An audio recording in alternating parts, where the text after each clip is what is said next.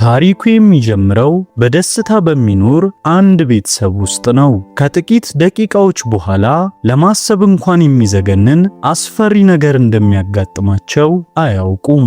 ጄሰንና ሚስቱ ቤዝ በጨዋታቸው ተመስጠው ሳለ ድንገት ከውጪ የሰዎች ጩኸት ይሰማቸዋል። ወደ ውጪ ሲወጡ በሰዎች ዘንድ ከፍተኛ ድንጋጤና ትርምስ መፈጠሩን ይመለከታሉ። አንድ ትልቅ አደጋ ሊፈጠር እንዳለ ሁሉም ሰው ቤቱን ጥሎ እየሸሸ ነው። ጥንዶቹ ጎረቤቶቻቸውም በድንጋጤ ተውጠው ከቤት ለመውጣት ዕቃቸውን ሲሰበስቡ እንዳዩ ጄሰን ጎረቤቱን ምን እየተፈጠረ እንደሆነና ለምን እንደሚሸሹ ይጠይቀዋል። ነገር ግን ከመቸኮላቸው የተነሳ መልስ አይሰጡትም። በመቀጠልም ልጃቸው ዕቃውን ሲያሰናዳ ይመለከታል።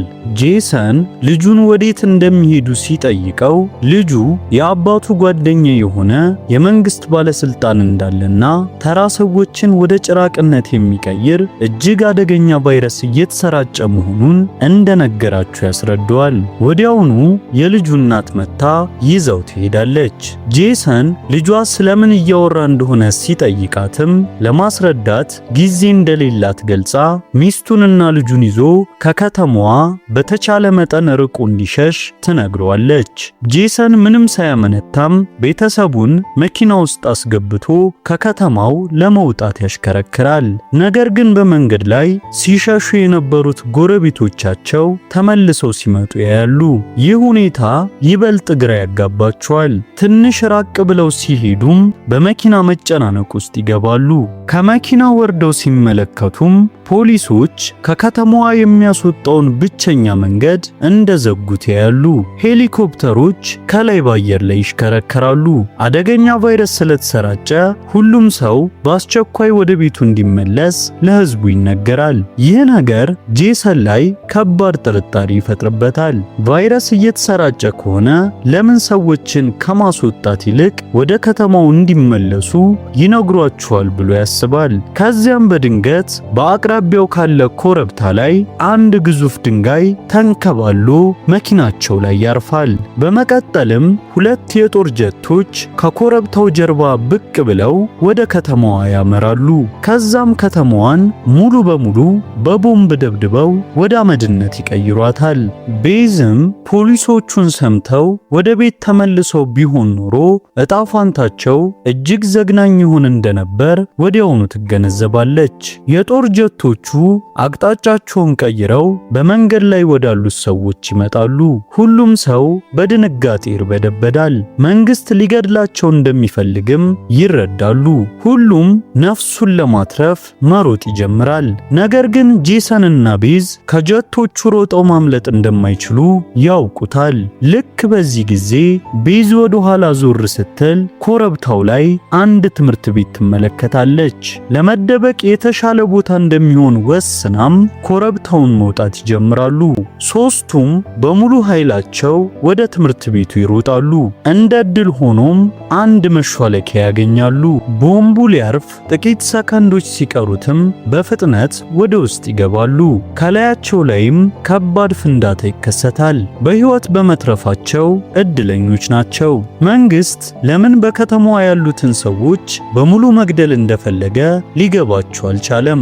አሁን የሚያውቁት ነገር ቢኖር በሕይወት ለመኖር ከፈለጉ በዚህ የምድር ቤት መጠለያ ውስጥ መኖር እንዳለባቸው ብቻ ነው።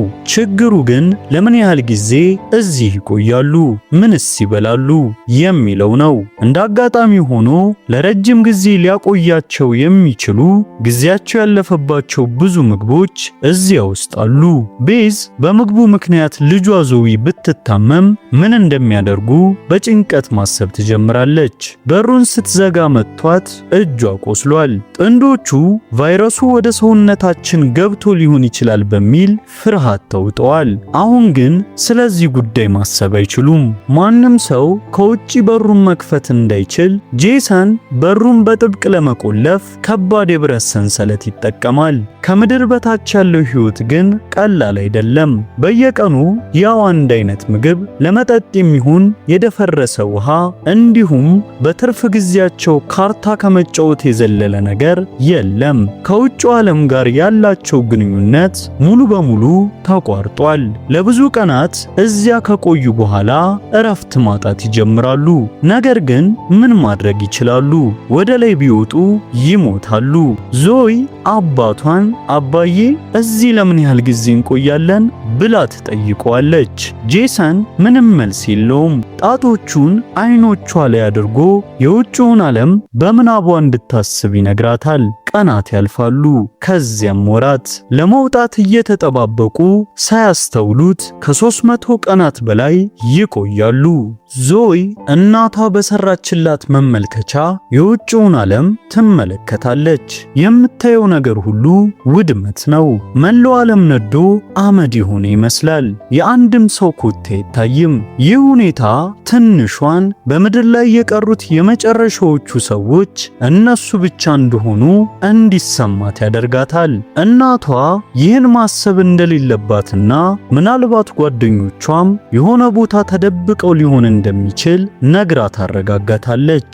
ራት ላይም ብዙ ምግብ ስለሌላቸው ጥንዶቹ በትንሹ እየተመገቡ እያለ ዞይ አንድ ሙሉ የታሸገ ምግብ እፈልጋለሁ ብላ አሻፈረኝ ትላለች።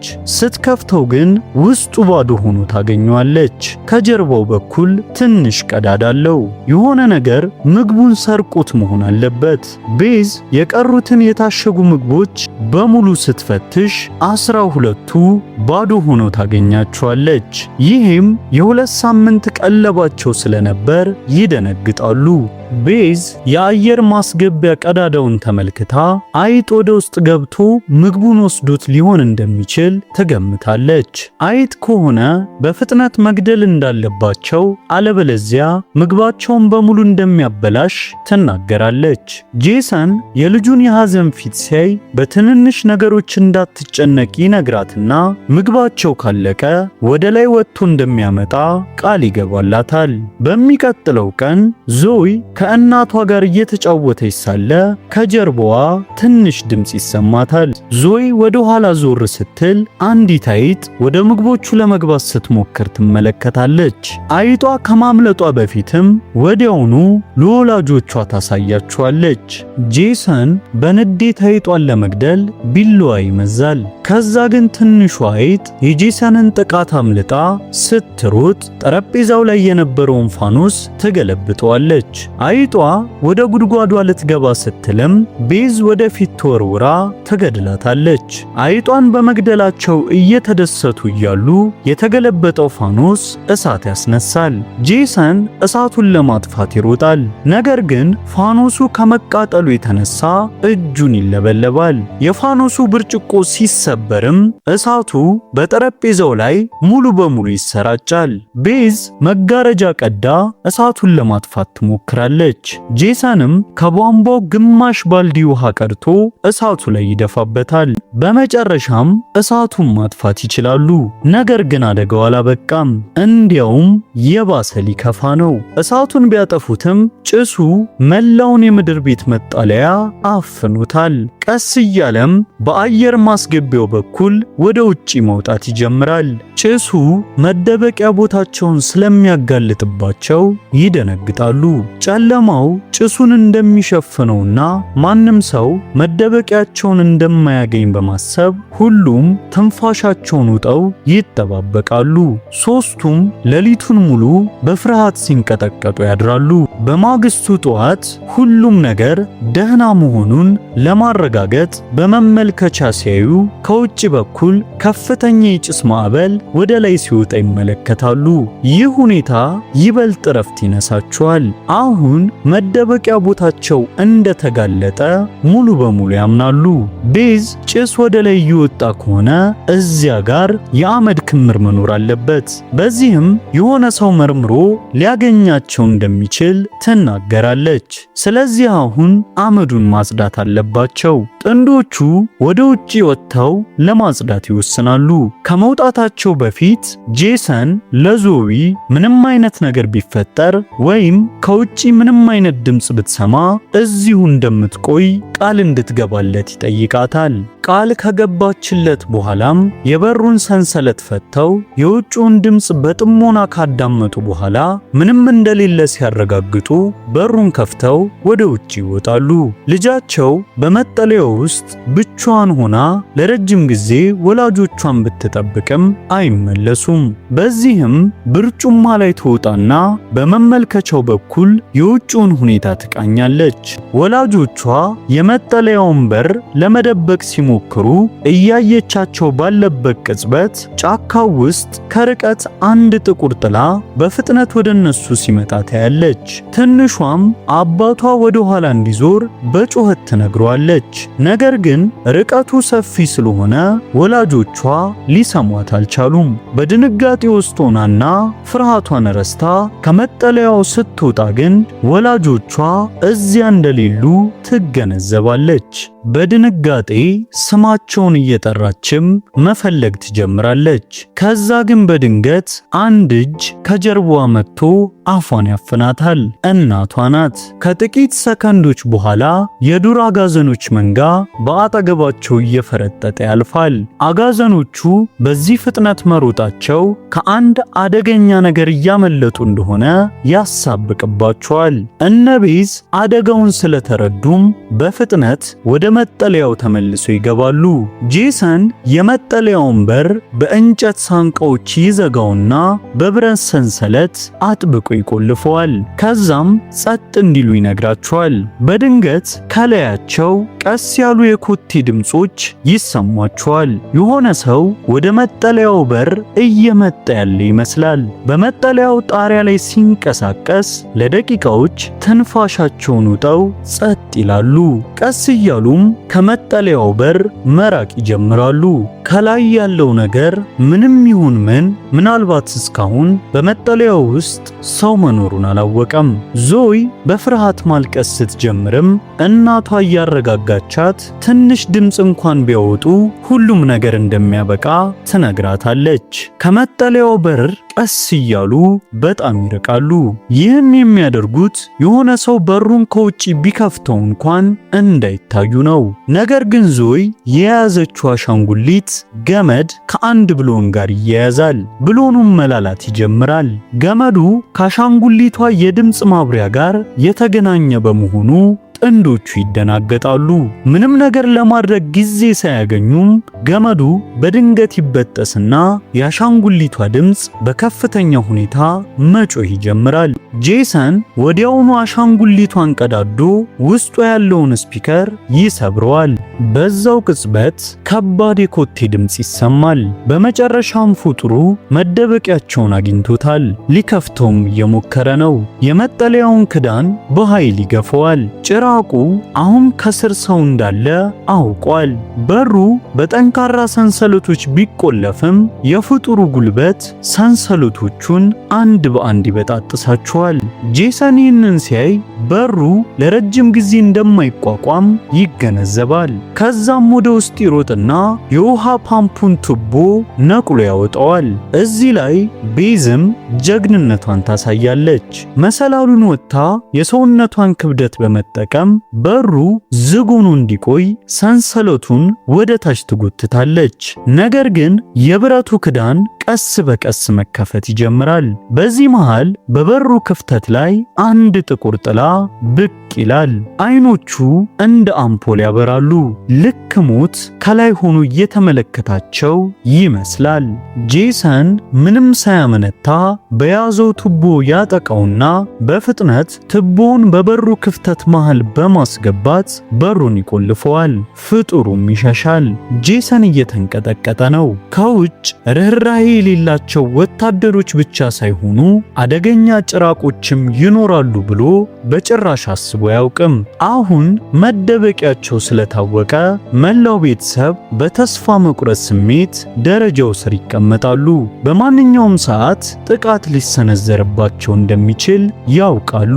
በዚህ ጊዜ የመጣው አንድ ብቻ ቢሆንም በሚቀጥለው ጊዜ ብዙዎች እንደሚመጡና ምንም ሊያደርጓቸውም እንደማይችሉ ይረዳሉ። ከጥቂት ጊዜ በኋላ ካቢኔው በድንገት መንቀጥቀጥ ይጀምራል። ጥንዶቹ ጭራቁ ጓደኞቹን እንደጠራ ይገነዘባሉ።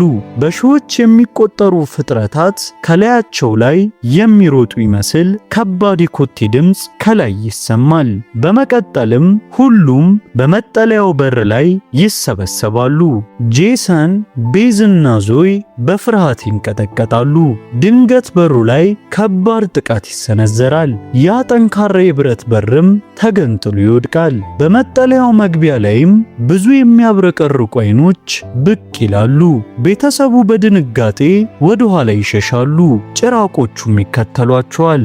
ቤዝ ፋኖሱን ወርውራ መጋረጃውን በማቃጠል መንገዱን ትዘጋዋለች። ከጄሰንም ጋር ካቢኔውን ስበው መንገዱን ይዘጉታል። ይህ ሁሉ ግን ለረጅም ጊዜ እንደማያቆማቸው ያውቃሉ። ለማምለጥ ሌላ መንገድ የላቸውም።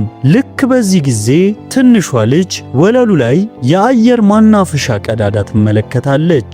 ጄሰንም በጉልበቱ ሰብሮ ሚስቱንና ልጁን ወደ ውጭ ይገፋቸዋል። እሱ ለመውጣት ሲሞክር ግን ቦታው ጠባብ በመሆኑ አላስወጣ ይለዋል። ጭራቆቹ ወደ እሱ እየቀረቡ ነው። ሌላ መውጫ መንገድ ስለሌለውም በህመም እየጮኸ የራሱን የትከሻ አጥንት በመስበር ወደ አየር ማናፈሻ ቱቦ ውስጥ ይገባል።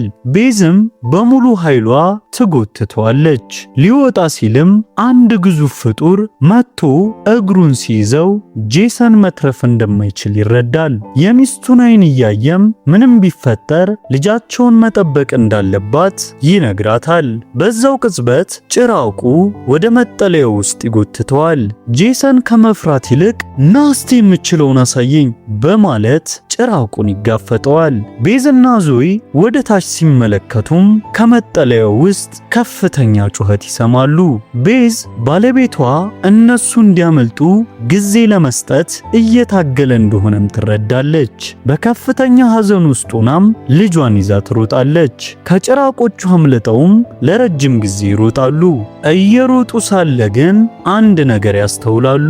ወደ ውጭው ዓለም ያደርሳል ተብሎ የሚታሰበው አውራ ጎዳና በትልቅ ግንብ ተዘግቷል። ይህ ማለት አሁን ማንም ከከተማዋ መውጣት አይችልም። ወዲያውም አንድ ሄሊኮፕተር ከሩቅ ወደ እነሱ ያበራል። ቤዝ ወደ ኋላ ስትመለከት የጦር ሄሊኮፕተር መሆኑን በማወቋም ሊያመልጡ ሲሞክሩ ከላይ ትልቅ መረብ ወድቆ ይይዛቸዋል። በመረቡ ውስጥ ሆናም ቤዝ አረንጓዴ አይን ያላቸው ጥቁር ጥላዎች ወደ እነሱ ሲመጡ ትመለከታለች። እዚህ ጋር ነው የታሪኩ እውነተኛ ምስጢር የሚገለጸው። ጭራቅ መስሏቸው የነበሩት ቢጫ አይን ያላቸውና መሳሪያ የያዙት አካላት መጤ ፍጥረታት ወይም በቫይረስ የተጠቁ ሰዎች አይደሉም። እነሱ የጋዝ ጭንብልና የሌሊት መመልከቻ መነጽር ያደረጉ ወታደሮች ናቸው። ያዩት ቢጫ አይን ከመነጽሩ የሚወጣ ብርሃን ነው። ወታደሮቹ ህዝቡን ለምን ሊገድሉ እንደሚፈልጉ ግን ጥያቄ ነው።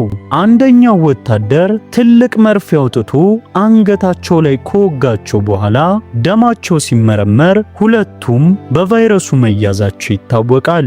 ይህ ማለት ለዚች ፕላኔት ስጋት ስለሆኑ መገደል አለባቸው ማለት ነው። እንደ እውነቱ ከሆነ ቫይረሱ መጀመሪያ ሲሰራጭ በዚህ ትንሽ ከተማ ውስጥ ያሉ ብዙ ሰዎች ተጠቅተዋል። ቫይረሱ በአየር ውስጥ የሚሰራጭና በቀላሉ ከአንድ ሰው ወደ ሌላ የሚተላለፍ ነው። የተጠቁት ሰዎች መታመማቸውን እንኳን አያውቁም። መንግስት ደግሞ መድኃኒት ስለሌለው የተጠቁትን ሰዎች በሙሉ ከመግደል ውጪ ሌላ አማራጭ የለውም። ቤዝ እያለቀሰች ልጇን እንዲለቁላት ትማጸናለች።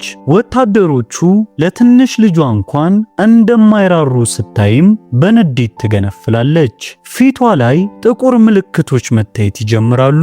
በዛው ቅጽበትም የአንድ ወታደር አንገት ይቆረጣል። ከሞት የተመለሰው ጄሰን ነበር። ጄሰን በመጠለያው ውስጥ አልሞተም። ራሱን ስቶ እዚያ የነበሩትን ወታደሮች በሙሉ ገድሏቸዋል። በዚያ ቅጽበት በንዴት ታውሯል። ፊቱ ላይ ጥቁር ምልክቶች አሉ። አይኖቹ በንዴት ቀልተዋል። የሰውነቱም ጥንካሬ በ100 እጥፍ ጨምሯል። ወታደሮቹን እየተወረወረ መግደል ይጀምራል። ይጀምራል። ከዛ ግን የጦር መሳሪያ ጥይቶችን መቋቋም ያቅተውና መሬት ላይ ይወድቃል። ወታደሮቹ ተመልሰው ወደ ቤዝና ዞይ ሲሄዱ መረቡን በጥሰው አምልጠዋል። ወታደሮቹም በየቦታው ፍለጋቸውን ይጀምራሉ። ቤዝም ወደ ጭራቅነት ተቀይራ ልጇን መኪና ውስጥ ደብቃ ወታደሮቹን መዋጋት ትጀምራለች። ብዙ ወታደሮችን ትገድላለች። ከዛ ግን እሷም በጥይት ተመታ መኪናው ጣሪያ ላይ ትወድቃለች። በጨለማ ተደብቃ የነበረችው ልጇም በወላጆቿ በሆነው ሁሉ በንዴት ትሞላለች። በአንድ ዝላይ ወታደሩን ዘርራ ጭምብሉን ሰብራ ልትገድለው ስትልም ቤዝ በጊዜ ታስቆማታለች። ልጇ ወደ ጭራቅነት እንድትቀየር አትፈልግም። ቤዝ ስታረጋጋትም በትንሿ የደም ስር ላይ የነበሩት አረንጓዴ ምልክቶች ይጠፋሉ። ወደ ራሷም ትመለሳለች። ወታደሩ ግን ጭምብሉ ስለተሰበረ ቀስ በቀስ በቫይረሱ ይጠቃል። በሌላ በኩል ጄሰን የልጁን ፊት እያየ ሁለት ጣቶቹን አይኖቿ ላይ አድርጎ ሕይወቱ ያልፋል። ልክ በዚህ ጊዜ ሌላ ሄሊኮፕተር ይደርሳል። ቤዝ ልጇን ይዛ ትሮጣለች። አንድ መሿለኪያ ውስጥ ሲገቡም አንድ ብርሃን ያበራባቸዋል። የታሪኩ መጀመሪያ ላይ ያየነው የጎረቤታቸው ልጅ ነበር። ሁለቱም ይከተሉታል። ልጁ ወላጆቹና ሌሎች ብዙ ሰዎች ተደብቀው ወደሚኖሩበት ዋሻ መሰል መሿለኪያ ይወስዳቸዋል። እዚያ ያሉ ሰዎች በሙሉ እንደነሱ በቫይረሱ የተጠቁ ናቸው። በሕይወት ለመቆየት በጨለማ ውስጥ እንዳይጥ ለመኖር ተገደዋል። ይህ ቫይረስ አደገኛ ቢሆንም ገዳይ አይደለም።